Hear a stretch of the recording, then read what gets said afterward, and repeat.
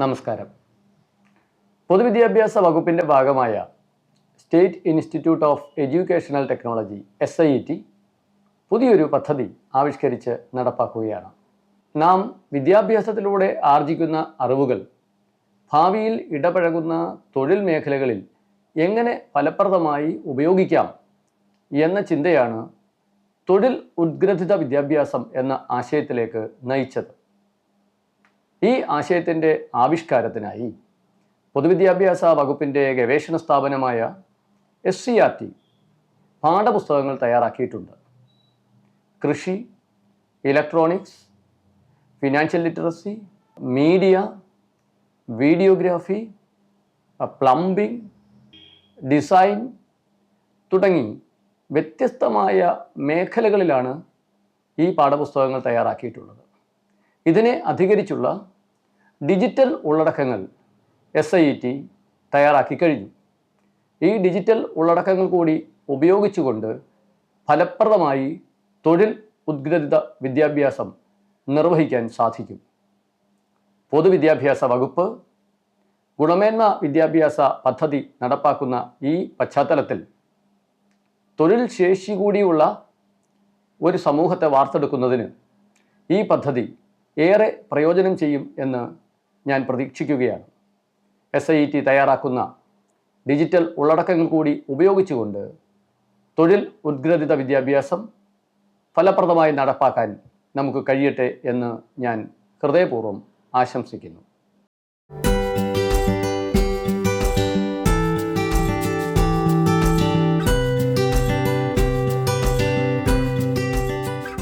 അവിടെ എന്താണ്? അതോ രഹന ടീച്ചർ കുട്ടികൾക്ക് വേണ്ടി തയ്യാറാക്കുന്ന ഷോർട്ട് ഫിലിമിന്റെ ഷൂട്ടാണ്. ഇന്നലെ ഉണ്ടായിരുന്നല്ലോ. നീ എന്താ വരുന്നില്ലേ? നീ നടന്നോളൂ, ഞാനിപ്പോൾ വരാം.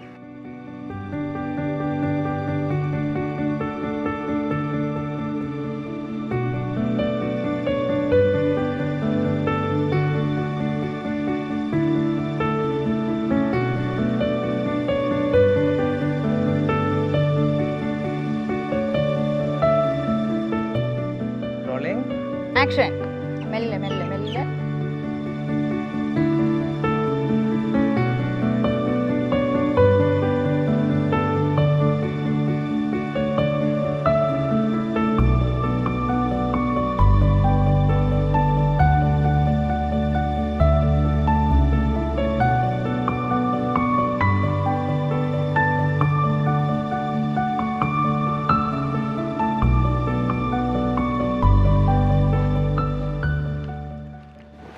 രാഹുൽ, എത്ര നേരമായി? നീ എന്താ സ്വപ്നം കാണുകയാണോ? ഞാൻ ഇവരുടെ ഷൂട്ട് കാണുകയായിരുന്നു.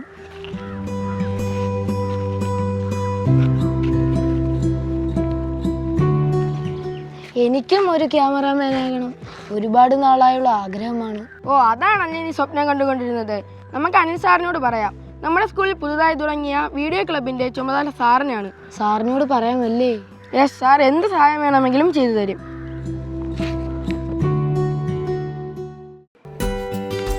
സാർ. ക്യാമറമാൻ രാഹുൽ, വാ. സാർ, രാഹുലിന്റെ കൂട്ടുകാരൻ നിതിനെ ഞാൻ രാവിലെ കണ്ടായിരുന്നു. നീ നന്നായിട്ട് മൊബൈൽ ഫോണിൽ ഫോട്ടോയും വീഡിയോ ഒക്കെ എടുക്കുമെന്ന് പറഞ്ഞു. പക്ഷേ ടെക്നിക്കലായ കാര്യങ്ങളൊന്നും എനിക്കറിയില്ല സാർ. പഠിക്കണമെന്ന് ആഗ്രഹമുണ്ട്. വെരി ഗുഡ്, വളരെ നന്നായിട്ടുണ്ട്. നിങ്ങളെപ്പോലുള്ള കുട്ടികളുടെ അഭിരുചികൾ വളർത്തിയെടുക്കാനായിട്ട് വിദ്യാഭ്യാസ വകുപ്പ് ഒരു പുതിയ പദ്ധതി ആവിഷ്കരിച്ചിട്ടുണ്ട്. തൊഴിൽ ഉദ്ഗ്രഥിത വിദ്യാഭ്യാസം എന്നാ പറയുന്നത്. അപ്പോൾ ഈ പദ്ധതിയിൽ നിങ്ങളുടെ അഭിരുചികൾക്കനുസരിച്ച് പുതിയ പഠന രീതികളും പ്രവർത്തനങ്ങളും നിങ്ങൾക്ക് നൽകി നിങ്ങൾക്ക് ഭാവിയിൽ നല്ലൊരു തൊഴിൽ അല്ലെങ്കിൽ ഒരു സംരംഭം തുടങ്ങാൻ ആവശ്യമായ ഒരു കൈത്താങ്ങ് നമ്മുടെ വിദ്യാഭ്യാസ വകുപ്പ് നൽകും. നിങ്ങളുടെ ആക്ടിവിറ്റി ബുക്കിൽ വീഡിയോ പ്രൊഡക്ഷനും ഫോട്ടോഗ്രാഫിക്കും പ്രത്യേകം പാഠങ്ങളുണ്ട്. എനിക്ക് രണ്ടും പഠിക്കണം സാർ. കൊള്ളാം, വെരി ഗുഡ്. അപ്പോൾ ഞാനൊരു കാര്യം ചെയ്യാം. ഓക്കെ, ഈ പാഠഭാഗങ്ങളെ പറ്റിയുള്ള ഒരു വീഡിയോ ഞാൻ രാഹുലിന് അയച്ചു തരാം. രാഹുൽ എന്ത് ചെയ്യണം? വീട്ടിൽ പോയിട്ട് മൊബൈൽ ഫോണിലോ അല്ലെങ്കിൽ ലാപ്ടോപ്പിലോ ഇതൊന്ന് നന്നായിട്ടൊന്ന് കാണണം. ഓക്കെ, ദെൻ പ്രാക്ടിക്കലായിട്ട് വല്ല അറിവുണ്ടെങ്കിൽ നമ്മുടെ വീഡിയോ ക്ലബ് ഉണ്ടല്ലോ, അതുവഴി നമുക്ക് എന്ത് ചെയ്യാം? പ്രാക്ടിക്കൽ അറിവ് നമുക്ക് നേടാൻ പറ്റും. ഓക്കെ, രാഹുൽ പോകുമ്പോൾ എന്ത് ചെയ്യണം? എൻ്റെ ഡയറിയിലെ രാഹുലിൻ്റെ ഇമെയിലും അതുപോലെ ഫോൺ നമ്പറോടൊന്ന് എഴുതിയിട്ട് പോകും. ഞാൻ വീഡിയോ അയച്ചു തരാം. ശരി സാർ, വളരെ നന്ദി.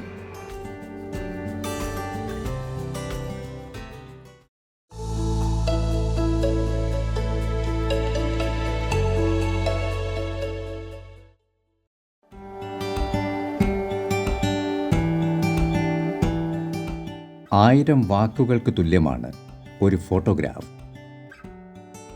നമുക്ക് ചുറ്റുമുള്ള മനോഹരമായ ദൃശ്യങ്ങളെയും മിന്നിമറയുന്ന സുന്ദര നിമിഷങ്ങളെയും മിഴിവോടെ പകർത്തിയെടുക്കാൻ നിങ്ങൾക്കും സാധിക്കും.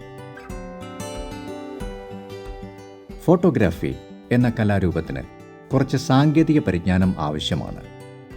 അതുകൊണ്ട് നമുക്ക് ആദ്യം ക്യാമറയെയും അനുബന്ധ ഉപകരണങ്ങളെയും ഒന്ന് പരിചയപ്പെടാം. ഫോട്ടോഗ്രാഫി എന്ന വാക്കിൻ്റെ അർത്ഥം തന്നെ പ്രകാശം കൊണ്ടുള്ള ചിത്രരചന എന്നാണ്. വസ്തുക്കൾ പ്രതിഫലിപ്പിക്കുന്ന പ്രകാശം ഒരു ലെൻസിലൂടെ ക്യാമറയ്ക്കുള്ളിലെ സെൻസറിലേക്ക് പതിക്കുന്നത് വഴിയാണ് ഡിജിറ്റൽ ഫോട്ടോഗ്രാഫ് രൂപപ്പെടുന്നത്. ക്യാമറയുടെ ഉള്ളിലേക്ക് പ്രവേശിക്കുന്ന പ്രകാശത്തിൻ്റെ അളവിനെ എക്സ്പോഷർ എന്നാണ് പറയുന്നത്. ക്യാമറയുടെ കണ്ണുകളാണ് ലെൻസ് എന്ന് പറയാം. ഒരു ഫോട്ടോഗ്രാഫിൻ്റെ വീക്ഷണ പരിധി നിർണ്ണയിക്കുന്നത് ലെൻസിൻ്റെ ഫോക്കൽ ലെങ്ത് ആണ്. പ്രൊഫഷണൽ ക്യാമറകളിൽ ഉപയോഗിക്കാനായി വ്യത്യസ്ത ഫോക്കൽ ലെങ്തുള്ള ലെൻസുകൾ ലഭ്യമാണ്. പ്രകൃതി ദൃശ്യങ്ങൾ, നഗര കാഴ്ചകൾ തുടങ്ങി വീക്ഷണ പരിധി വിശാലമായ ചിത്രങ്ങൾ പകർത്താൻ കുറഞ്ഞ ഫോക്കൽ ലെങ്തുള്ള വൈഡ് ആംഗിൾ ലെൻസാണ് ഉപയോഗിക്കേണ്ടത്. നമ്മുടെ കണ്ണിൻ്റെ വീക്ഷണ കോണിന് സമാനമായ ചിത്രങ്ങൾ പകർത്താൻ സ്റ്റാൻഡേർഡ് ലെൻസുകൾ ഉപയോഗിക്കുന്നു. വളരെ ദൂരത്തിലുള്ള ദൃശ്യങ്ങൾ എടുക്കാൻ ഉയർന്ന ഫോക്കൽ ലെങ്തുള്ള ലെൻസുകളാണ് ഉപയോഗിക്കുന്നത്. ഫോക്കൽ ലെങ്ത് മാറ്റം വരുത്താൻ കഴിയുന്ന ലെൻസുകളാണ് സൂം ലെൻസുകൾ.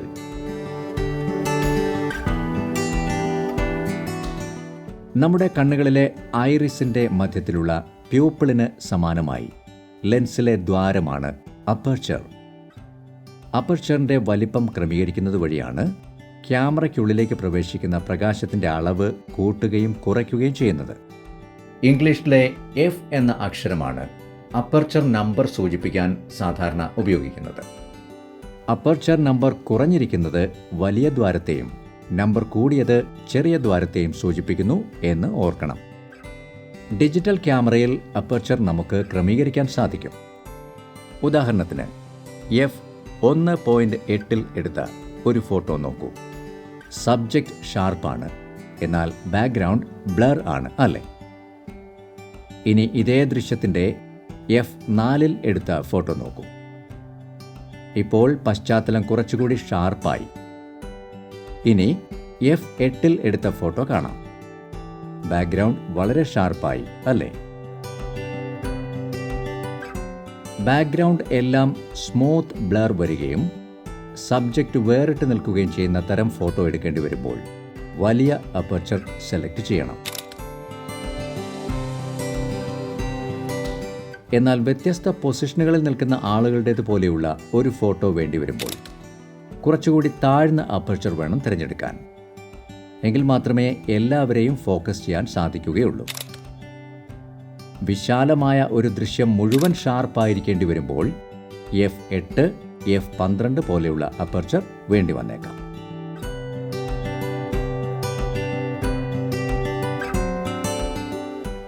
ക്യാമറയ്ക്കുള്ളിലെ ഷട്ടർ തുറക്കുമ്പോഴാണ് ലെൻസിലൂടെ എത്തുന്ന പ്രകാശം സെൻസറിലേക്ക് പ്രവേശിക്കുന്നത്, അഥവാ എക്സ്പോഷർ ആകുന്നത്. ചിത്രം പകർത്താനായി ബട്ടൺ അമർത്തുമ്പോൾ ഷട്ടർ അതിവേഗം തുറക്കുകയും തിരികെ അടയുകയും ചെയ്യും. ഈ പ്രക്രിയയ്ക്കെടുക്കുന്ന സമയമാണ് ഷട്ടർ സ്പീഡ്. ദൃശ്യങ്ങൾ വ്യക്തതയോടെ പകർത്താൻ ഷട്ടർ സ്പീഡ് ശരിയായി ക്രമീകരിക്കണം.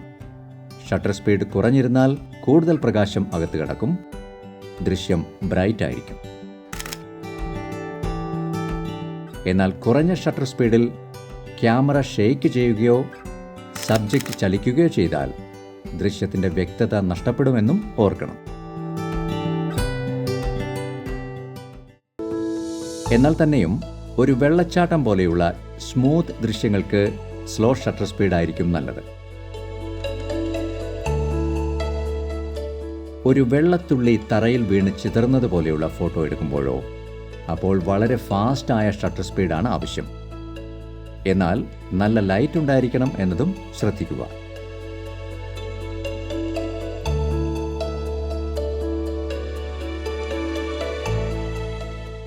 ക്യാമറ സെൻസറിൻ്റെ സെൻസിറ്റിവിറ്റി അഥവാ സംവേദനക്ഷമതയെയാണ് ISO സംഖ്യ സൂചിപ്പിക്കുന്നത്.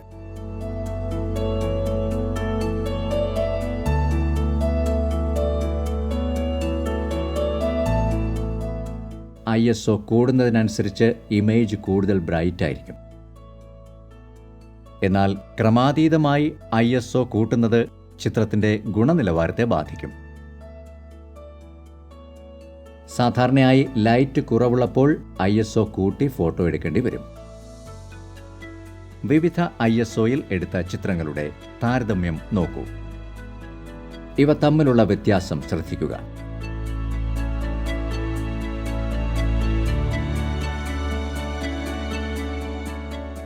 സ്മാർട്ട് ഫോണുകളിലും ക്യാമറകളിലും ഓട്ടോമാറ്റിക് മോഡിലാണ് ചിത്രം പകർത്തുന്നതെങ്കിൽ എക്സ്പോഷറിൽ പൂർണ്ണ നിയന്ത്രണം ഫോട്ടോഗ്രാഫർക്ക് ലഭിക്കുകയില്ല. എന്നാൽ പ്രായോഗിക പരിശീലനത്തിലൂടെ ഷട്ടർ സ്പീഡ്, അപ്പർച്ചർ, ISO ഇവ മാനുവലായി ക്രമീകരിച്ച് ചിത്രങ്ങൾ എടുക്കുമ്പോൾ എക്സ്പോഷർ നിയന്ത്രിച്ച് കൂടുതൽ മിഴിവേറിയ ഫോട്ടോകൾ എടുക്കാൻ സാധിക്കും.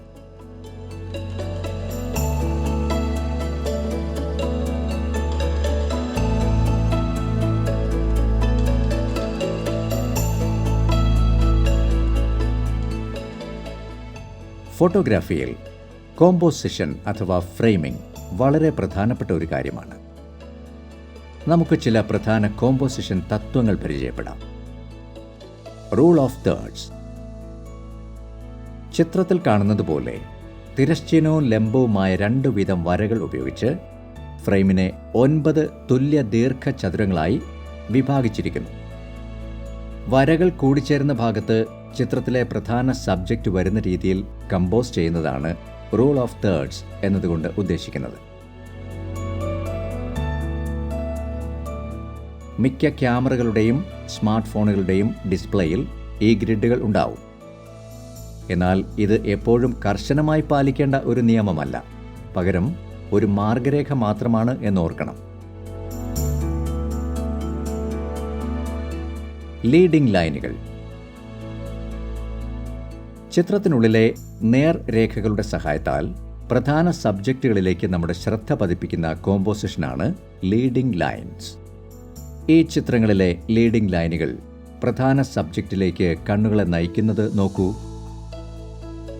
നന്നായി നിരീക്ഷണം നടത്തിയാൽ ഇത്തരം സാങ്കല്പിക ലീഡിംഗ് ലൈനുകളുടെ സാന്നിധ്യം ഫ്രെയിമിൽ കണ്ടെത്താൻ നിങ്ങൾക്ക് കഴിയും.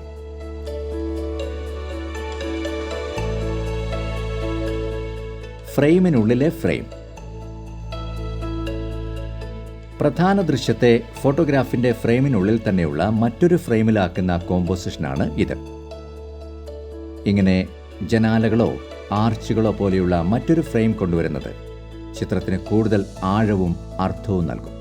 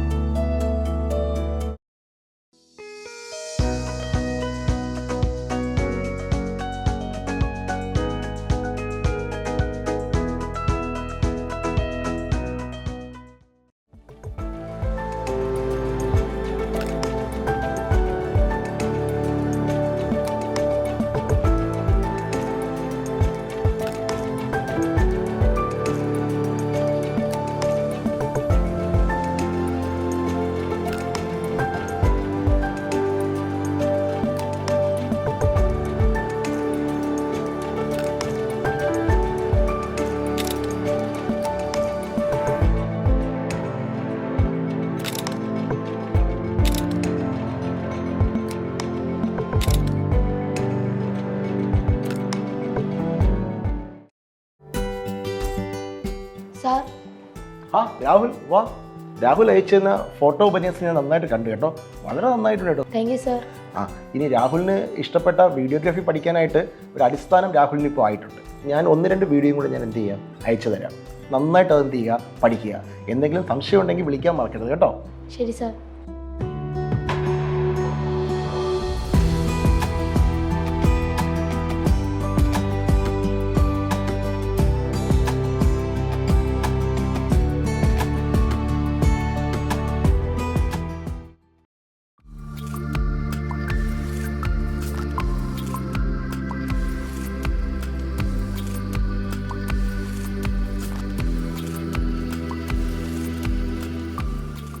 വിവിധ തരം വീഡിയോകൾ ഇന്ന് നമ്മുടെ നിത്യജീവിതത്തിൻ്റെ തന്നെ ഭാഗമായിരിക്കുന്നു. വിനോദത്തിനും വിജ്ഞാനത്തിനും എല്ലാം വീഡിയോ അടിസ്ഥാനപ്പെടുത്തിയുള്ള മാധ്യമങ്ങളെയാണ് നമ്മൾ ഏറ്റവും അധികം ആശ്രയിക്കുന്നത്. അടിസ്ഥാനപരമായി വീഡിയോ ക്യാമറകളും ഫോട്ടോഗ്രാഫി ക്യാമറകളും ഒരേ രീതിയിലാണ് പ്രവർത്തിക്കുന്നത് എന്ന് പറയാം. വീഡിയോ ക്യാമറയിൽ തുടർച്ചയായി നിശ്ചല ചിത്രങ്ങൾ പകർത്തുന്നു എന്ന് മാത്രം. ഒരു സെക്കൻഡിൽ തുടർച്ചയായി പകർത്തപ്പെടുന്ന ചിത്രങ്ങളുടെ എണ്ണമാണ് FPS അഥവാ ഫ്രെയിംസ് പെർ സെക്കൻഡ്. ഒരു സെക്കൻഡിൽ 24 ചിത്രങ്ങളെങ്കിലും നമ്മുടെ കൺമുന്നിൽ മിന്നിമറയുമ്പോഴാണ് നമുക്ക് അതൊരു സ്വാഭാവിക ദൃശ്യമായി അനുഭവപ്പെടുന്നത്. വീഡിയോ ക്യാമറയിലും സ്റ്റിൽ ക്യാമറയിൽ ചെയ്തതുപോലെ വിവിധ സെറ്റിങ്ങുകൾ ക്രമീകരിക്കാൻ സാധിക്കും. ഒരു സ്ക്രിപ്റ്റ്, തിരക്കഥ ഇവയെ അടിസ്ഥാനമാക്കിയായിരിക്കുമല്ലോ സാധാരണ ഒരു വീഡിയോ തയ്യാറാക്കുന്നത്. ഒരു വീഡിയോയുടെയോ സിനിമയുടെയോ രംഗം ചിത്രീകരിക്കാൻ ഉപയോഗിക്കുന്ന ഷോട്ടുകളുടെ ചിത്രീകൃത രൂപമാണ് സ്റ്റോറി ബോർഡ്.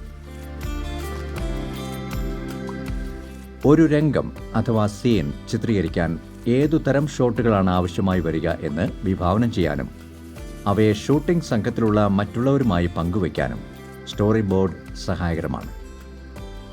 സ്റ്റോറി ബോർഡ് തയ്യാറാക്കാൻ നിങ്ങൾ മികച്ച ഒരു ചിത്രകാരനൊന്നും ആയിരിക്കണമെന്ന് നിർബന്ധമില്ല. നിങ്ങൾക്ക് ആവശ്യമെങ്കിൽ കൂടുതൽ വിവരങ്ങൾ സ്റ്റോറി ബോർഡിൽ എഴുതി ചേർക്കാവുന്നതാണ്. ഒരു സ്ക്രിപ്റ്റിലെ ചില ഷോട്ടുകളുടെ സ്റ്റോറി ബോർഡ് തയ്യാറാക്കിയിരിക്കുന്നത് നോക്കൂ. ഇനി ഈ സ്റ്റോറി ബോർഡിലെ സീനുകൾ ചിത്രീകരിച്ചിരിക്കുന്നത് നമുക്ക് കാണാം.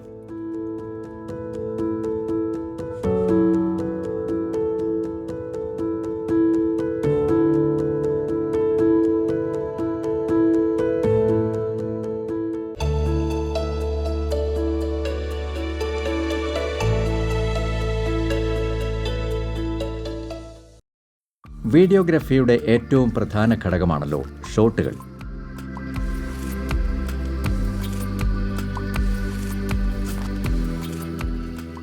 പ്രധാനപ്പെട്ട ചില ഷോട്ടുകളും അവ ചിത്രീകരിക്കാൻ സഹായിക്കുന്ന മാർഗനിർദ്ദേശങ്ങളും അടങ്ങുന്ന ഈ ഷോട്ട് ഗൈഡ് നമുക്കൊന്ന് പരിചയപ്പെടാം. Extreme long shot. സീൻ നടക്കുന്നത് എവിടെ എന്ന് സൂചിപ്പിക്കുന്ന ഷോട്ടാണ് ഇത്. ഇതിൽ വലിയ ഒരു പ്രദേശത്തെ ആകെ ഉൾക്കൊള്ളിക്കുന്നു. ലോങ് ഷോട്ട് പ്രധാന കഥാപാത്രം അല്ലെങ്കിൽ ദൃശ്യഘടകം എന്നിവയെ പൂർണ്ണമായി ഉൾക്കൊള്ളിക്കുന്ന ഷോട്ട്. ഇതിൽ പശ്ചാത്തലവും മനസ്സിലാക്കാം.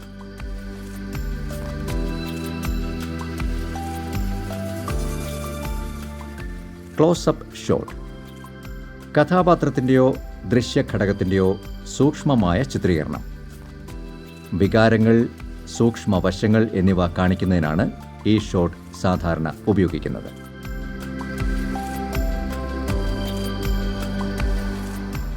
മീഡിയം ഷോട്ട് ലോങ് ഷോട്ടിൻ്റെയും ക്ലോസപ്പിൻ്റെയും ഇടയിലുള്ള ഷോട്ടാണ് ഇത്. കഥാപാത്രങ്ങളുടെ ശരീരഭാഷ, വേഷം ഇവയൊക്കെ കൂടുതൽ വ്യക്തമാക്കുന്നു. ഇനി നമുക്ക് ക്യാമറയുടെ വിവിധ ആംഗിളുകൾ പരിചയപ്പെടാം. ദൃശ്യത്തെക്കുറിച്ച് കാഴ്ചക്കാർക്ക് ഒരു ധാരണ ലഭിക്കണമെങ്കിൽ ക്യാമറ വിവിധ സ്ഥാനങ്ങളിൽ വെച്ച് ചിത്രീകരിക്കേണ്ടത് പ്രധാനമാണ്.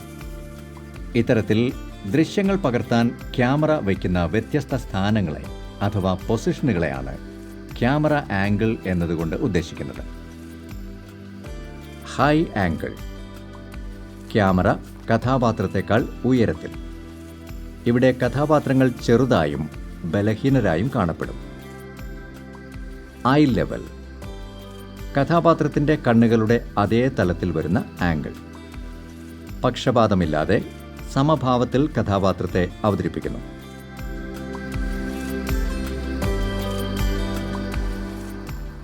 Law angle. ക്യാമറ കഥാപാത്രത്തിൻ്റെ ഐ ലെവലിനേക്കാൾ താഴെ വെച്ച് ചിത്രീകരിക്കുന്നു. ഇവിടെ കഥാപാത്രം ഉയരം കൂടിയവരായും ശക്തരായും അമാനുഷ്യരായും ഒക്കെ അനുഭവപ്പെടും. ഇനി നമുക്ക് ചില ക്യാമറ ചലനങ്ങൾ കൂടി പരിചയപ്പെടാം. പാൻ. ട്രൈപോഡിൽ ഉറപ്പിച്ചിരിക്കുന്ന ക്യാമറയുടെ ഇടത്തേക്കോ വലത്തേക്കോ ഉള്ള തിരശ്ചീന ചലനമാണ് പാനിംഗ്. ഒറ്റ ഷോട്ടിൽ കൂടുതൽ വിവരങ്ങൾ ഉൾപ്പെടുത്താൻ ഈ ചലനം ഉപയോഗിക്കാം.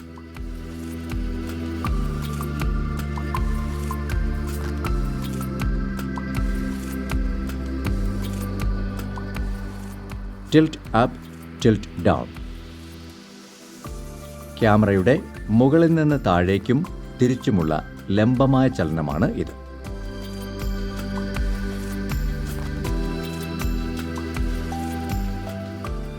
ഉദാഹരണത്തിന് ഉയരമുള്ള എന്തെങ്കിലും കാണിക്കാൻ ടിൽറ്റ് ഷോട്ട് ഉപയോഗിക്കാം.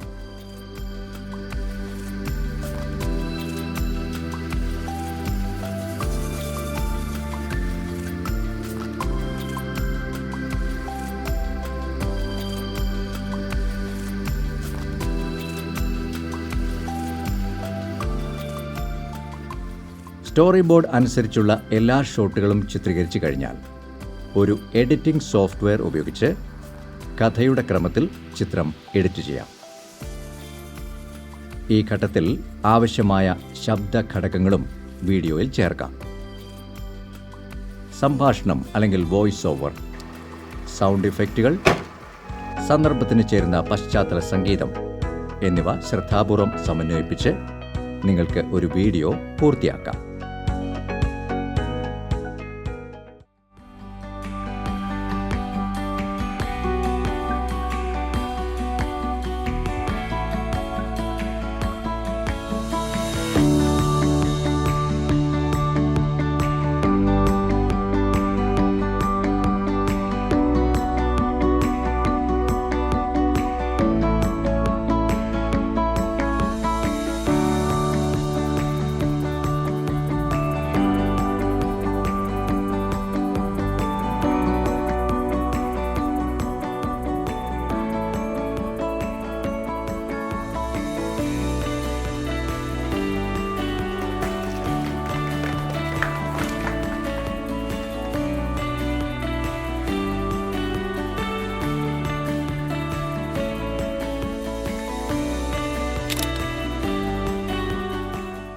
SIET തയ്യാറാക്കിയ ഈ വീഡിയോ പാഠഭാഗം നിങ്ങൾക്ക് ഏവർക്കും പ്രയോജനപ്രദമായി തീർന്നു എന്ന് ഞാൻ പ്രതീക്ഷിക്കുകയാണ്. ഇതുപോലെ നിരവധിയായിട്ടുള്ള വീഡിയോകൾ, അനിമേഷനുകൾ, ഡിജിറ്റൽ ഉള്ളടക്കങ്ങൾ എന്നിവ SIET തയ്യാറാക്കി അവതരിപ്പിക്കുന്നുണ്ട്. ഇവയെല്ലാം ഉപയോഗിച്ചുകൊണ്ട് ജീവിതത്തിൽ ഉന്നത വിജയം നേടാൻ നിങ്ങൾക്ക് ഏവർക്കും സാധിക്കട്ടെ എന്ന് ഹൃദയപൂർവ്വം ഞാൻ ആശംസിക്കുന്നു.